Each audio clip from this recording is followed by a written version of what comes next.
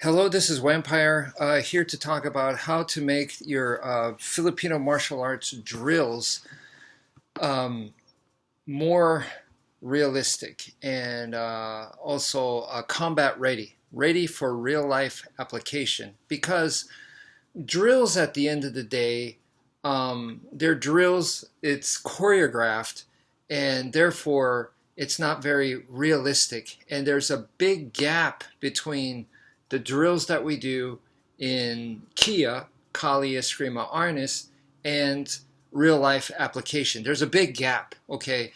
Much more so than, let's say, martial arts styles that do a lot of sparring.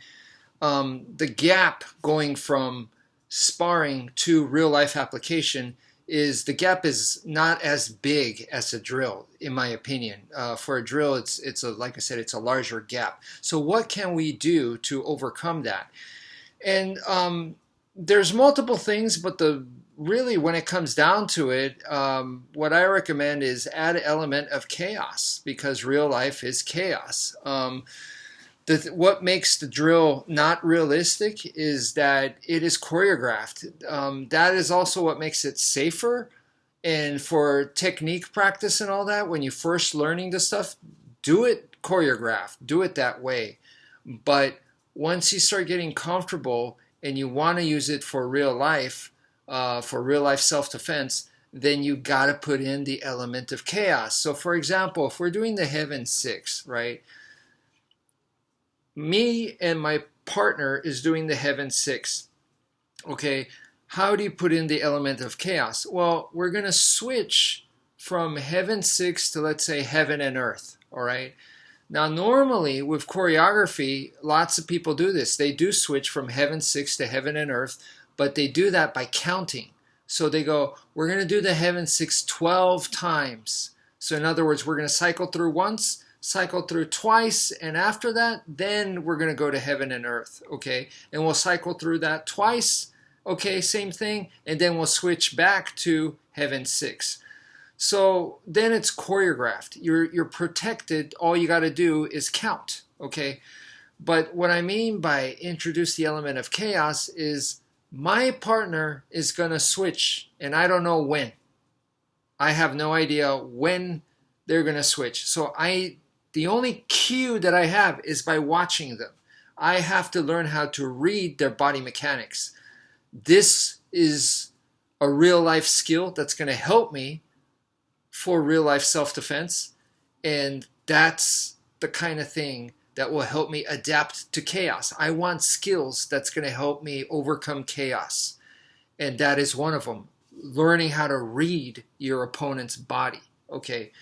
So that's one of the things, is my partner is going to switch without telling me, and then after that it could be my turn and I'm going to switch, and they have no idea when I'm going to switch to a different form. Okay, so we could do that. Now, even more trickier obviously is either one of us can switch, and we don't know who's going to switch first. Okay, so those are things that could introduce the element of chaos, and that is the way to take your Filipino martial arts to the next level.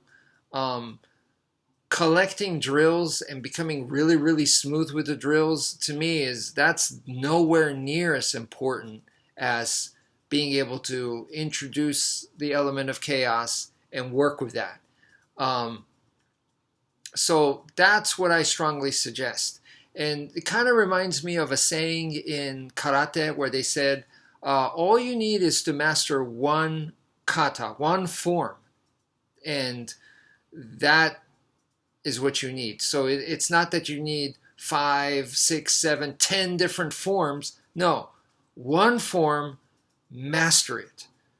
And that is like the way to go. So you don't have to literally follow that. There's nothing wrong with learning multiple forms, but don't become a form collector. So in this case, don't become a person that just collects a bunch of drills. Like, I know this drill, I know this drill, I know this, like 20 different FMA drills, Filipino Martial Arts drills, that's not where it's at.